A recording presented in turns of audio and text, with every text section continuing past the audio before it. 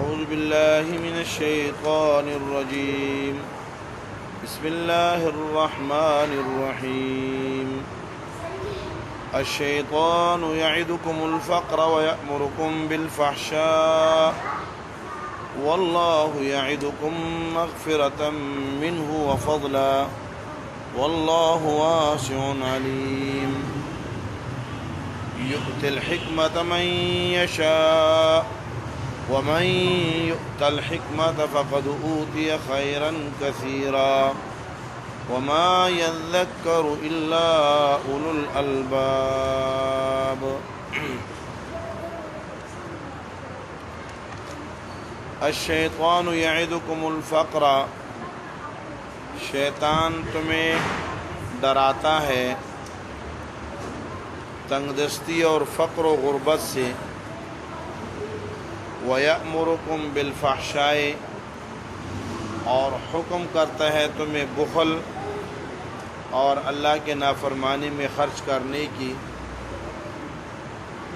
وَاللَّهُ يَعِدُكُمْ مَغْفِرَةً مِّنْهُ وَفَضْلًا، اور اللہ تعالیٰ تم سے وعدہ کرتا ہے اس کے راہ میں خرچ کرنے پر مغفرت کا اپنی طرف سے، وَفَضْلًا اور زیادہ دینے کا وعدہ کرتے ہیں. وَاللَّهُ وَاسِعٌ عَلِيمٌ، اور اللہ کشائش والے ہیں، جاننے والے ہیں. يُؤْتِي الْحِكْمَةَ مَن يَشَاءُ، اللہ حکمت عطا کرتے ہیں من یشاء، جس کو چاہتے ہیں. وَمَن يُؤْتَ الْحِكْمَةَ، اور جسے حکمت دے دی گئی، فقد اوتی خیرا کثیرا، اسے بہت بڑا خیر اور عظیم خیر عطا کر دیا گیا. وما یذکر الا اولو الالباب، اور نصیحت حاصل نہیں کرتے مگر خالص عقل والے.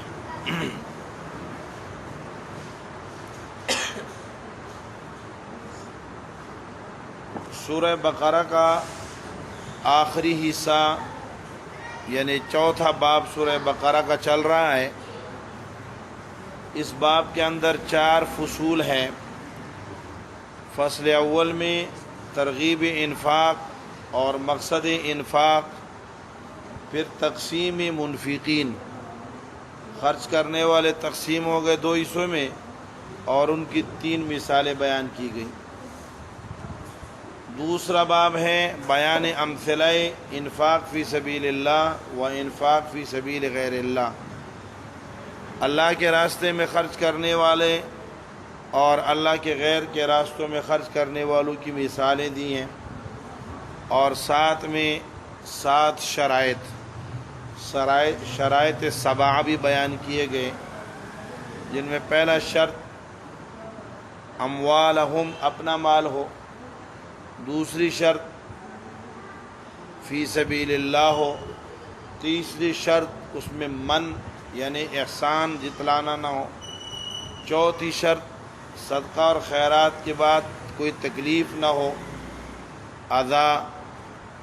پانچویں شرط ریا نہ ہو. چھٹی شرط ایمان ان تمام اعمال کے لیے شرط ہے.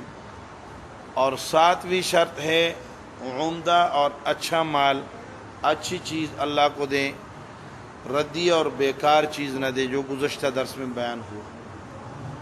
یہاں سے آگے امور 6 باتیں بیان کر رہے ہیں جو متعلق ہے مسئلہ انفاق کے ساتھ، اسی مسئلے کے ساتھ متعلق ہے جس کے اوپر مثالیں بیان کی گئی ہیں.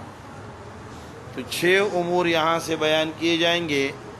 ان میں سے پہلا امر ہے فرق بین وسوسہ شیطانی و القاء رحمانی.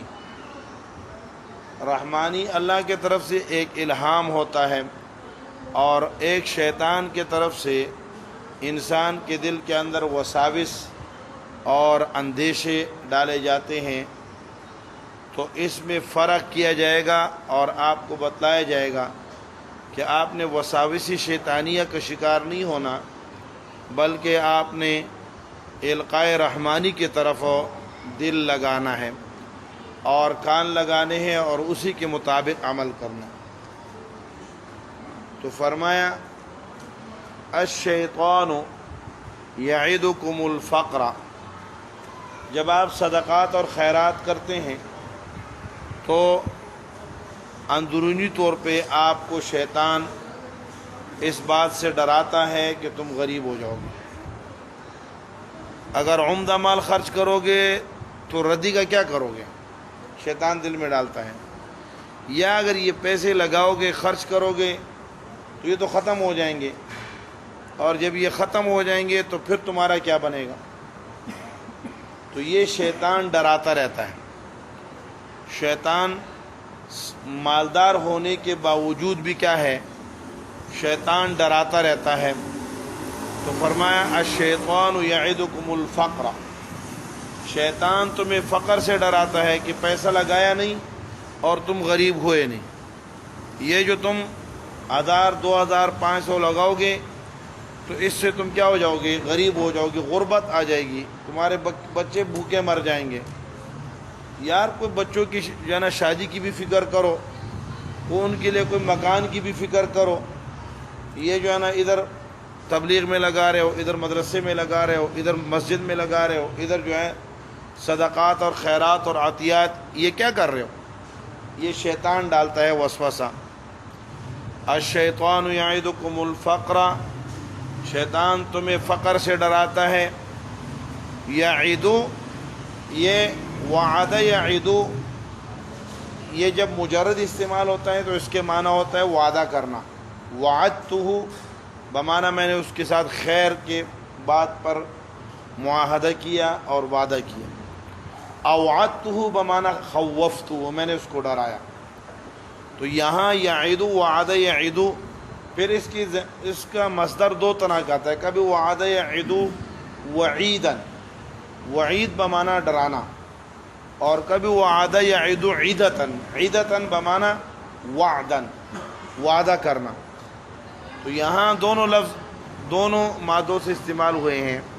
یعدکم الفقر یہاں بمعنی یخوفکم، تمہیں ڈراتا ہے، اور آگے اللہ رب العالمین واللہ یعدکم، یا وعدہ کے معنی میں، وعد یعد من الوعد، وعد سے ہے، یعنی عیدتن جو مصدر ہے، عیدتن اصل میں وعدن ہے نا، تو وہ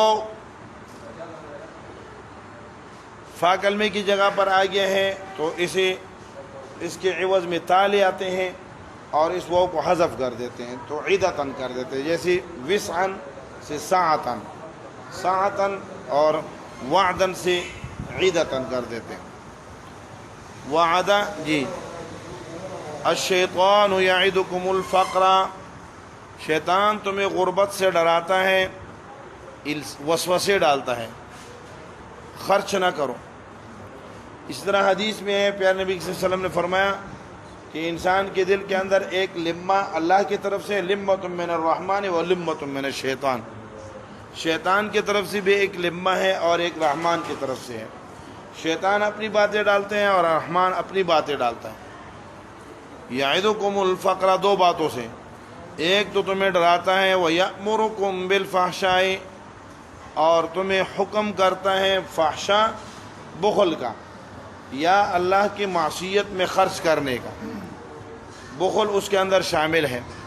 یأمرکم بالفحشاء، امام کلبی رحمۃ اللہ علیہ فرماتے ہیں الفحشاء کل الفحشاء فی القرآن الزنا الا ھذا، جہاں بھی قرآن کریم میں لفظ فحشاء آیا ہے تو وہ کس کے معنی میں، زنا کے معنی میں ہے، سوائے یہاں لفظ فحشاء کے۔ یہاں مفسرین نے، علامہ ابن کثیر رحمۃ اللہ علیہ بھی اس کے معنی بخل کے کرتے ہیں، مفسرین نے۔ یأمرکم بالفحشاء، تمہیں بخل کا حکم کرتا ہے، یا یأمرکم بالفحشاء بمعنی یأمرکم بالصرف یا بالانفاق فی معصیت اللہ، اللہ کے نافرمانیوں میں لگاؤ۔ اب چودھری صاحب جو ہیں جب مسجد میں لگانے کی بات آتی ہے کہتے ہیں یار مسجد میں لگاؤں تو غریب ہو جاؤں گا، لیکن شادی کے اوپر جب آتی ہے تو کیا کر دیتے ہیں، کروڑوں لگا دیتا ہے۔ ایک ایک رات کے پروگرامات کے لیے جو وہ کیا کرتا ہے، اسٹیج سجاتا ہے اس کے اوپر لاکھوں لگا دیتا ہے. وہاں کیا شیطان بالکل دل میں نہیں ڈالتا, کہتے یہ تو زبردست کام ہے, زین لہم الشیطان اعمالہم, اس پہ شیطان تزیین کی چادر ڈال لیتا ہے کہ یہ تو بہت اچھا ہو رہا ہے, یہ تم زبردست کام کر رہے ہو, دنیا میں تمہاری بڑی نیک نامی ہو گئی ہے. لوگ کہہ رہے ہیں کہ دیکھو کتنا زبردست اس نے شادی کا پروگرام کرا دیا ہے, پورے محلے کے اوپر تمہاری دھاک بیٹھ گئی ہے, سارے لوگوں میں تمہارا نام ہو گیا, تم بڑے جو ہے نا معزز لوگوں میں شامل ہو گئے. یہ پھر یوں کرتا ہے, یأمرکم بالفحشاء, فحشاء کے اندر خرچ کرو, شادی پہ لگاؤ, بیاہ پہ لگاؤ, 14 اگست میں ہے آتش بازی کرو, پورے ملک کو کیا کر دو, روشن کر دو, کروڑوں کی آتش بازی کرو, اس پہ کوئی مسئلہ نہیں ہے. مسجد میں 5 روپے 10 روپے, ہاتھ کانپ رہے, پاؤں کانپ رہے, سر کانپ رہے, دل کانپ رہے, منہ کانپ رہا ہے, سارا کانپ رہا ہے, پتہ نہیں کیا ہو گیا. 1000 روپے دیے ہیں, 2000 دیے ہیں, 100 دیے ہیں, اب تو غربت آئی. یہ شیطانی وساوس ہے. الشیطان یعدکم الفقر, شیطان تمہیں ڈراتا ہے کہ غریب ہو جاؤ گے, فقیر ہو جاؤ گے, قلاش ہو جاؤ گے, پیسوں سے خالی ہو جاؤ گے, تنگ دست ہو جاؤ گے. حالانکہ شریعت بھی کہتی ہے یہ شیطانی وسوسہ ہے. شریعت کا حکم یہ ہے کہ اگر تمہیں ایسا صدقہ اور ایسا خیرات جس سے تمہیں غربت کے لاحق ہو جانے کا خطرہ ہو اور تمہارے اوپر غربت چھا جانے کا خطرہ ہو, تو ایسے صدقات سے منع کیا گیا, ایسے تبرعات سے بھی منع کیا گیا, ایسی خیرات سے بھی منع کیا گیا ہے کہ اگر تم اتنا خرچ کر رہے ہو کہ خود غربت کا شکار ہو جاؤ. یہ کاملین اس طرح کر سکتے ہیں.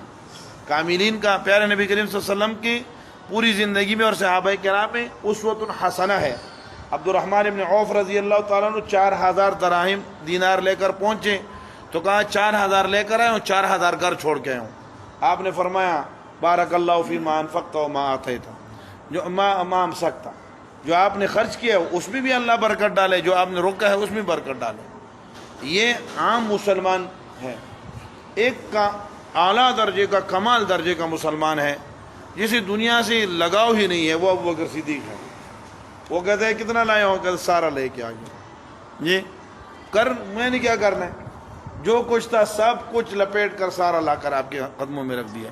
تو یہ شریعت کا حکم یہ کہ یہ خواص کا حکم ہے, عوام کے لیے یہ حکم نہیں ہے کہ سارا مال دے دیں. نہیں, مال میں سے شریعت نے تو کیا ہے اتنی بڑی لمٹ رکھی ہے, اتنا بڑا, یعنی 100 میں سے 2.5 روپے دو, یہ کوئی خرچہ ہے؟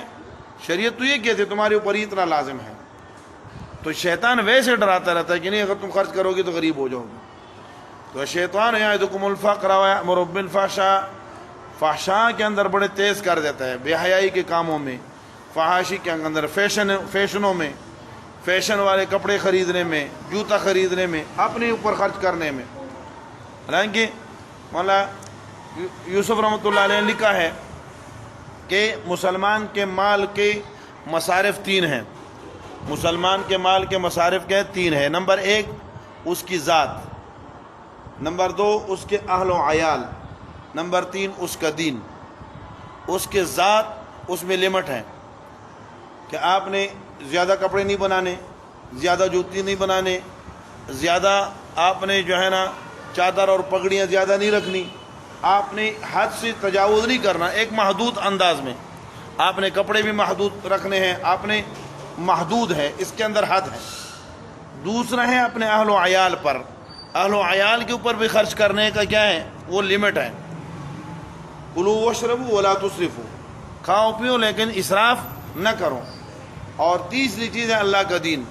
اللہ کے دین پر کہتے ہیں جتنا زیادہ خرچ کر دو, سارا لا دو ابوبکر صدیق کی طرح تب بھی قبول ہے, آدھا لا دو عبد الرحمن ابن عوف کی طرح, عمر فاروق کی طرح, تب بھی قبول ہے, اس میں کوئی لمٹ نہیں ہے. اب ہمارے یہاں کیا ہو گیا ہے, ہم نے مسئلہ الٹا کر دیا ہے. ہم اللہ کو دیتے ہیں تو بڑی لمٹ کے ساتھ دیتے ہیں. بھائی مہینے میں 100 روپے مسجد کا چاندہ ہے تو 150 کبھی نہیں کریں گے, وہ 100 بہت ہیں. اور ہمارے ہاں تو عجیب سسٹم ہے, بیچارے جو ہے نا چوکیداروں کی طرح ہمارے یہ انتظامیہ والے پھر رہے ہیں. بھائی مسجد آپ کی ہے, یہ آپ کا محلہ ہے, اس مسجد سے آپ کے ساتھ آپ کے بے شمار, اگر کوئی بھی مفاد آپ کا وابستہ نہ ہو, لیکن یہ اللہ کا گھر ہے, تو اس کے لیے تو ہونا یہ چاہیے کہ بندہ گھروں سے بھاگ بھاگ کر خود آئیں. اور آ کے کمیٹی کے اندر کمیٹی کے لوگوں کو کہے کہ یہ آپ کا چندہ ہے. لیکن یہاں کیا ہے، لوگ ایک ایک کے دروازے پہ جاتے ہیں، دستک پہ جاتے ہیں، اور چوکیداروں کی طرح بیچارے جو ہے نا وہ کمیٹی والے پھر رہے ہیں، صدر صاحب بھی پھر رہے ہیں، جنرل سیکرٹری صاحب بھی پھر رہے ہیں، پوری کمیٹی گھوم رہی ہے. یہ جو ہے مناسب بات نہیں ہے. یہ آپ کی مسجد ہے، اس کی ضروریات آپ کے سامنے ہے، آپ کا محلہ ہے، اس میں آپ کھل کر دیں. اللہ رب العالمین اپنے گھر سے دیں گے، وہاں سے دیں گے، آپ کو پتہ ہی نہیں چلے گا. یرزق من حیث لا یحتسب. تو فرمائے شیطانی وساوس میں نہ پڑو. یعظکم ویأمرکم بالفحشاء واللہ یعظکم، اور اللہ تعالیٰ تم سے وعدہ کرتا ہے مغفرۃ منہ، جب تم صدقہ اور خیرات کرو گے تو اس پر اللہ تمہیں مغفرت دیں گے. یہ آخرت کا انعام ہے. وہاں اللہ رب العالمین کہیں گے جاؤ میرے بندے، تم نے میرے لیے اپنا مال خرچ کیا، میں نے تمہیں بخش دیا. وفضلاً، اور زیادتی کے ساتھ، دنیا میں اس کا کئی چند، اور آخرت میں اس کا کئی چند جو ہے نا اللہ رب العالمین عطا فرمائیں گے. آپ اللہ کو 10 گنا دو اور یقین رکھو، 1 گنا دو اور یقین رکھو کہ مجھے اللہ 10 گنا دیں گے. یقین کرے اللہ رب العالمین دیتے ہیں. لیکن بندے کے اندر کیا ہونا چاہیے؟ دل کے اندر یہ اطمینان ہونا چاہیے کہ میں اگر اللہ کے دین پہ خرچ کر رہا ہوں تو یہ اللہ کا دین ہے، اور اللہ کسی کا محتاج نہیں ہے. اللہ کسی غیب کے خزانے سے آپ کے لیے وہ کچھ دیں گے جو اللہ رب العالمین نے، جو آپ کے وہم و گمان میں بھی نہیں ہے. مغفرۃ منہ وفضلا، فضل اضافہ، زیادتی چیز زیادہ دیں گے اللہ رب العالمین، اور آخرت کے اندر کئی گنا بڑھا کر اس کا انعام اور اجر عطا فرمائیں گے.